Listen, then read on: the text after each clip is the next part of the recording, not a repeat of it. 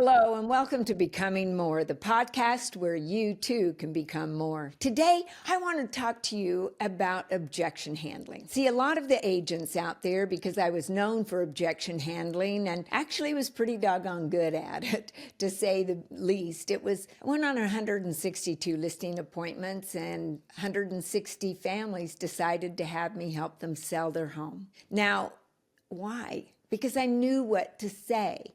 Do you know what to say? I mean, has there ever been a time in your life that you went on a listing appointment and everything went so good? Everything you said was just so sweet, and they picked up the pen and they signed the contract and you were so excited. And then the very next night, or maybe the next week, you went out and you couldn't even figure out what to say. And you kept going, why isn't this time like the last time? Because see, we have to put them inside of us before they will ever come out of us. Much like an actor or actress in a movie. They've got to put that script inside. They've got to actually become the character that would use those words. They have to be the person, not just do the script or have the script, right? Because they have to be the person to do the script and then to have the listing or have the sellers choose them. Now, the other thing I found when I was on a call with many people, and we were doing objection handling and having a lot of fun, because I think that's the sport of selling. Well, a lot of them were giving me conditions. And I said, so the first thing we've got to do is we've got to talk about the difference between conditions and objections. See, when people object to signing the contract or choosing you, I like that better, choosing you to help them obtain their goals, well, they're doing so because they don't see the value in what you have to offer, meaning it's just not completely clear to them as to what they will gain by choosing you. Yet, conditions, on the other hand, well, those aren't obstacles. Those are not objections. They can't make a decision because it's a condition. Condition are barriers that you can't do anything about. Let's say you give a great presentation. Oh, everything is going so smooth and you just know this listing is yours and you're so excited because you're going to be able to help somebody, right? Help them obtain their goal. Then they say, well, my dad is on the title of the property and he's not here right now. And you go, oh my goodness. Now you just know you've got another person. You've got to make another presentation. Well, that's a condition. You're not going to overcome that and walk away with the listing tonight. So first of all, we certainly should have called and made certain that all decision makers would have been there, right? Yet the condition, you just can't get around a condition. A condition has to be met prior to moving forward with them making a decision. And we're going to run into conditions. Sometimes, I know at one point when I was selling, I've been selling since 1978, probably longer than most of you watching this video, right? And I'm sitting there going, there was a point of time where I was talking to people about bringing $10,000, $20,000 to closing just to sell their home, not as the buyer, as the seller. Well, if they didn't have the money, they didn't have credit cards to put money on it, they didn't have something to sell, like a car, in order to sell their home. Well, it wasn't going to happen. That was a condition that just could not be overcome. Like maybe their transfer hasn't come through yet. They're transferring to a new city and they have to wait for that paperwork. Yes, you can always make these conditions of a listing, yet they are conditions. Did you hear me say that? They're conditions of the listing. They are not objections. And people would come to me and they'd say, oh, Dianna, I lost the listing last night because of. And then they would give me a condition. And I said, well, first of all, you can't lose what you don't have. I learned that from Mike Ferry a long time ago, right? And they never had the listing, yet they were beating themselves up because they lost something they never had. If you're going to get a lead and you're so desperate and you want to make that commission, well, first of all, they can tell you got commission eyes, commission breath. We've got to go in there truly desiring to help people, desiring for them to get what they desire. Zig Ziglar taught me a long time ago, I'll get everything that I desire when I help enough other people get what they desire. By helping those people obtain their goals, then I can obtain my goals to sell so many homes, yeah? And no matter how desperate you are, no matter how desperate they are to get a home sold, if they have a condition that cannot be overcome, well, it's just not going to get sold. And there's not a darn thing that we can do about it. So the difference between an objection and a condition. Once again, objections are obstacles that need to be overcome, and we can overcome those by being logical. Because, see, it's an emotional state that most people are in when they desire to choose an agent. I mean, they're signing on the dotted line to have you sell their home. And they want to know that you've got their best interest at heart, not the fact that you just want to put a sign out there and get a bunch of buyers, which a lot of agents do, right? They take it overpriced, they do all sorts of things, and they obtain a lot of buyers from the sale or the sign that's on that home. So we got to know the difference between an objection and a condition. And once the objection is handled, well, that's when they choose us. And conditions are things we don't have any control over. The second thing that I desire for you to know is that we really never have to handle an objection again. And you go, how can that be? No, that'll never happen. Well, when we give a good presentation, see, and we build those objections right into the presentation, well, then the objection doesn't come up.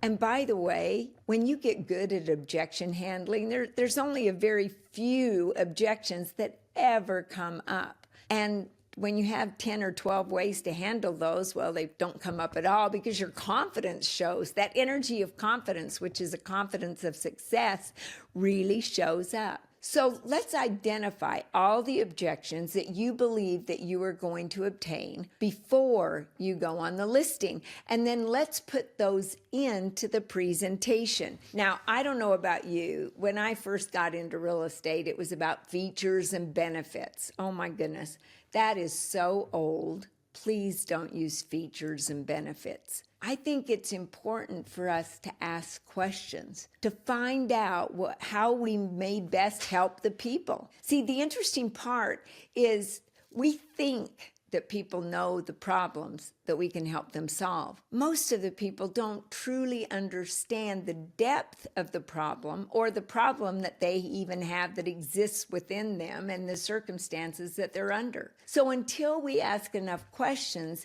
to uncover the big problem that they have that we can help them solve, and by the way, if you can't help them solve the problem, don't take the listing. This is about helping people, not just about your success, right? The fact of it is if you think about what's happening, what is the biggest part of selling? I'll tell you, most of you are going to say, it's the close, you got to close, no. Closing is just a natural progression to a great presentation. The presentation is what truly matters.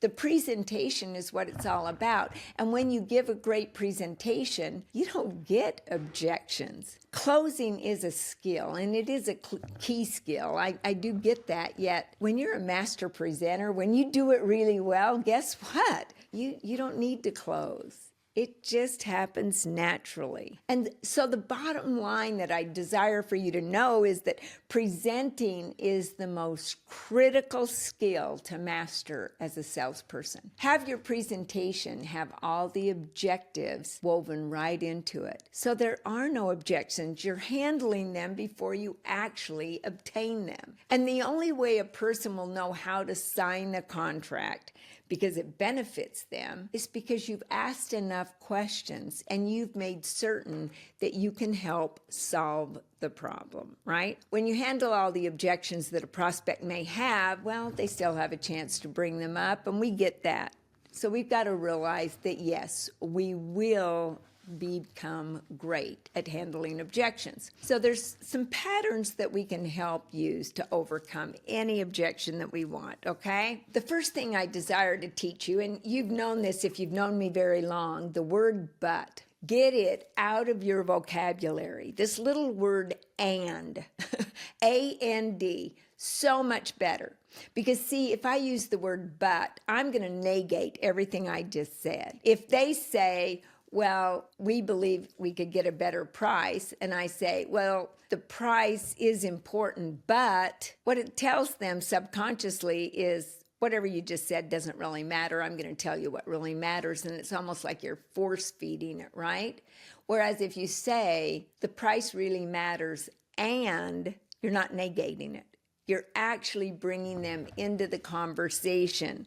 So unfortunately, most of you use the word but, and you don't even notice that you use it. It just flows out of your mouth so easily, right? And finally, when you use that word but, what you're saying is, I don't agree with you. Yes, but, see, you already know where I'm going with that.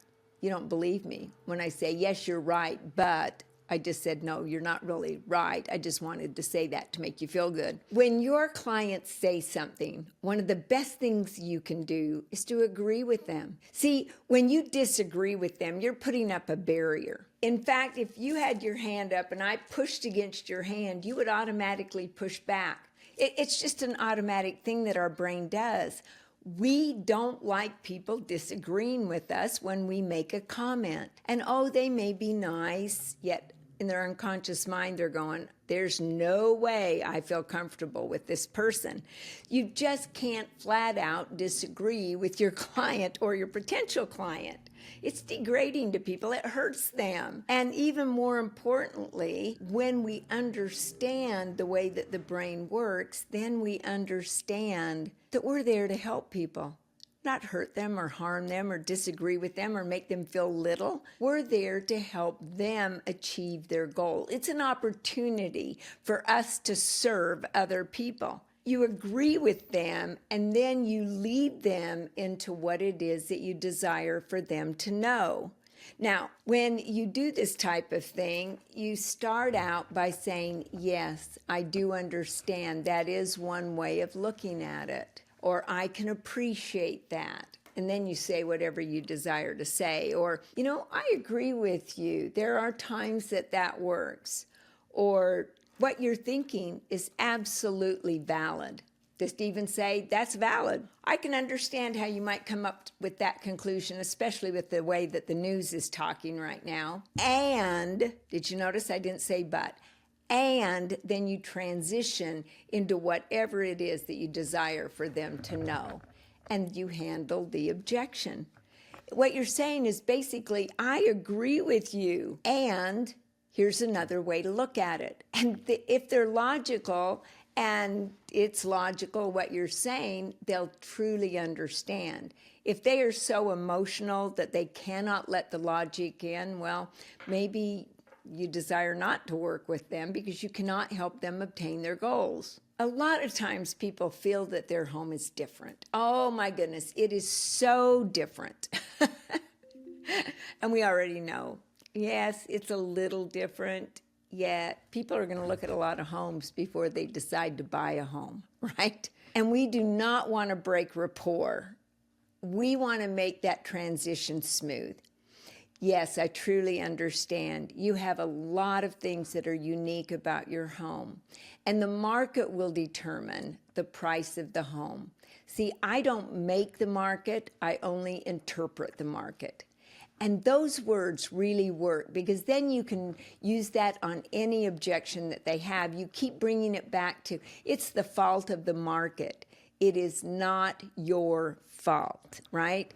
You can pretty much at that point say anything that you desire to say and they will listen because you have agreed with them. You've said, I appreciate the way that you're thinking. And Mr. and Mrs. Seller, if the buyer truly desires to buy your home and say they want to change the countertops, see, then the countertops really don't matter. And it's not that they're not great, they're fabulous. Yet the buyer will determine what they will pay for. See, we're actually agreeing with them and then giving them a different perspective is what we're doing. There's a lot of things that people, they're a little mixed up. And yet when you think about it from their perspective, if you were in their shoes, you'd probably think the same way. Now, you've got some objections. And I know you would love to hear some objection handlers, right? So put those objections right into the comments. And the next time we're together on objection handling, I'll handle those objections for you. So one of the common objections that I heard a lot was when I was meeting with someone that their home hadn't sold the first time. Sometimes it hadn't even sold the second time in the market that I was in. And they would say, well, why didn't you show my property when it was listed? I said, man, I can understand. I mean, that would be very frustrating. And now here's what I want you to notice, the pattern there. I agreed with them. I understand. And that can be very frustrating. And instead of but. Because see, if I said, man, I understand, that can be very frustrating, but I want you to know. Doesn't sound real good. If I say, I can understand your frustration, and now there's so many different ways I can go with that. There are unlimited possibilities that I can bring up, right? And the fact of it is, see, you were listed with an agent that didn't realize in order to sell a house once, you have to sell it twice. The first time, your agent sells it to other agents. And the second time, that agent sells it to their buyers, because about 90% of the homes out there are sold not by the agent that lists the home. They're sold by the agent that has a buyer. And see, Mr. and Mrs. Seller, that's one of the things I do best. I sell your home to other agents. In fact, I have agents calling me, asking me for listings in the area. Now, don't say that unless it's not, I mean, if it's not the truth, don't say it, for heaven's sakes, right? The reason that a lot of agents called me is once a month, it was like a game night at my house, right? We played games, we had desserts, we had to get together for anybody that sold one of my listings that month. And it was fun, and we always had fun. And people wanted to be invited, so they would call me and ask me, what listings do you have available in this price range? So do something that you have agents calling you. It makes it a whole lot easier, right? Let me give you another pattern, and be certain to put your objections in the comment box, because the next time we're together, I'll handle your specific objections. See, one of the patterns is, has there ever been a time when? Now, when you use this type of a pattern, you've got to use it in a way that they could have had that time. It's not real specific. You can't say, has there ever been a time you were driving down the street and a pedestrian walked out in front of you, and that's too specific. Has there ever been a time when you went to the grocery store and you dropped something on the floor? It's too specific.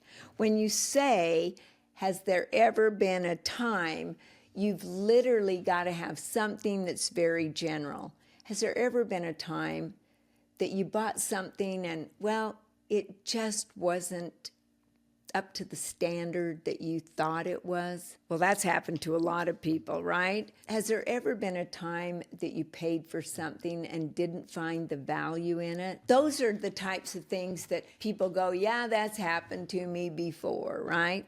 Well, this time is like that time. And when you say this time is like that time, now you handle the objection as to what you desire to handle. And the best thing that I can tell you is make certain that the things that you use, the metaphors, the stories, the questions, if you can make that around what they do for a living, you're literally connecting with them in many ways. Because see, that book that John Maxwell wrote, Everybody Communicates, Few Connect, well, that's the way with a lot of realtors. They communicate, man. They talk about all the things they do. In fact, they go in, they do a presentation. I'm number one. Well, do you think anybody would go in and say, I'm number 5? Everybody's number 1 in something, even if it's, I sold one home on this block, so I'm the number 1 agent on that block. I mean, there's some reason that everybody is number 1. So when it's all about you, you're going to get a lot of objections or none at all. They're just going to say they have to think it over and they mean, please leave. We don't know what else to say to you. Or you're going to be somebody that really cares about them, wants to help them obtain their goals, and then you're going to connect with them. And connect with them by talking. If they're a teacher, then talk about their world. Has there ever been a time when a student just wouldn't listen to you? You knew what was best, yet they thought they already knew it. Well, if you've been a teacher, you already know that happens probably 2 or 3 times a day. So think about ways that you're going to handle objections with different people in different occupations. That's all I'm saying. See, when we speak their language and they answer the questions, they believe what they said. When we answer the questions, they don't believe what we say. We're a salesperson, right? We want the listing. Yet when they answer the question, when they agree with what we're saying, well, that's a whole different ballgame. Now, be certain to put your objections down in that comment section so we can handle them when we all get together. One of the ones I heard a lot was, all you realtors are the same. Well, if I was a home seller or home buyer, I'd probably think the exact same thing. I mean, after all, don't they show you homes? Don't they sell homes? Don't they put signs in the yard? Well, of course they're going to think we're all the same. And one technique that you can use is feed it back to them. Only all realtors are the same? And you upswing like, really? All realtors are the same? I mean, you're a teacher. Are all teachers the same? And they're going to say no. Or has there ever been a time when you were working diligently and somebody maybe they didn't work the same way you did? Now, if that hasn't happened, you probably haven't been in the workforce. So think about all these different types of techniques. We're going to get into more techniques next time. Please put your objections in the comments so we can have fun and have a little bit of a sport, right, when we get back together. So let's recap a little bit. We're going to agree with them. We're going to eliminate that word but, and we're going to use the word and. I understand and. The second one was, has there ever been a time when? And we asked them the questions, general questions, right? The other one that we covered was we upswing when they say all realtors are the same, or you're just like all the other realtors. All realtors are the same? That's like saying all teachers are the same, and you're a teacher, and I know that you're a great teacher based on what you've said. So let me ask you, do you think all teachers are just like you? No, see, each realtor is an individual, just like teachers are. And so there are some things that set me apart. Number one, I'm going to call you. I'm going to communicate with you. I'm going to be telling other agents about your home. I'm going to be selling it to everyone, and that's what I do best. See, we're going to make certain that they understand that you are on their side. That's what you've got to do. You're going to help them achieve their goal. And please, make it all about them, because if it's all about you, it's not going to work. It is their home. It is their money. It is their life. And we're there to serve them, add value to them, and help them achieve the goals that they desire, under the condition that I don't make the market, I only interpret the market, and this is what the market is saying. I would love to sell your home for a higher price. I would love to sell your home for whatever they're saying. The market is dictating that's not going to happen no matter who the realtor is. See? So I hope this helps you to become more when you're out there speaking with sellers. And please, once again, put your objections down there. Oh, by the way, go ahead and subscribe, because you too desire to become more. After all, becoming more is not an option. It is a necessity in today's world. See you next time.